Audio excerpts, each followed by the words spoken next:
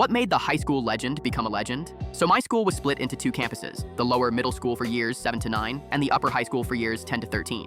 Everyone knew that once you finished year 9, you graduated to the big leagues with the older kids. Somehow, in year 9, one of the kids in my year managed to get into beef with a kid from year 11. To put it in perspective, year 9 kids are like 13 to 14. Year 11s are 15 to 16, practically grown men in your eyes at that age. The age gap alone was already insane, but somehow these two had gotten into it. Nobody even knew how. Maybe trash talk on the bus, maybe online. Whatever it was, it got serious fast. The year 11 kid promised, "Friday after school, I'm coming down to your school to beat the shit out of you."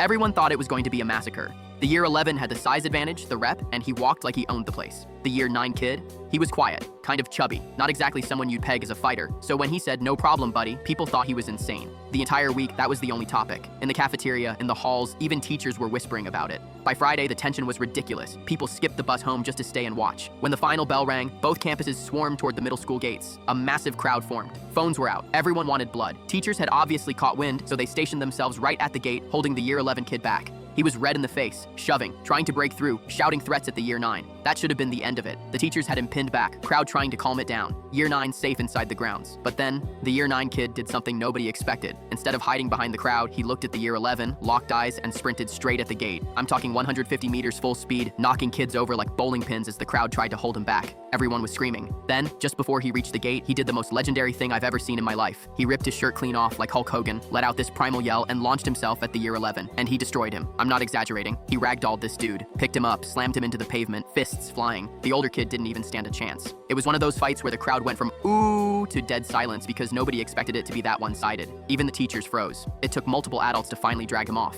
From that moment on, nobody ever messed with him again. It wasn't just that he won, it was the way he won. The year 11 came swaggering down like he was hot shit, and this younger kid just ripped his shirt off like a superhero and dismantled him in front of everyone. And here's where it gets weird. The younger kid was freakishly strong, supernaturally strong, in a way that didn't make sense. In the weight room, he was throwing up numbers that embarrassed seniors. He used to play wrestle with teachers, grown men, and just toss them around. None of us knew it at the time because he'd only transferred in that year from a school in Jamaica. So when the fight went down, nobody realized what he was capable of. The craziest part was, after he ragdolled the year 11, he just calmly picked up his ripped shirt, slung it over his shoulder, and walked home like nothing happened. No celebration, no gloating, just vanished into the crowd. And to this day, if you bring up our school's legends, everyone has the same answer. The chubby year 9 kid who Hulk Hogan'd his shirt off and beat the shit out of an older kid in front of the entire school.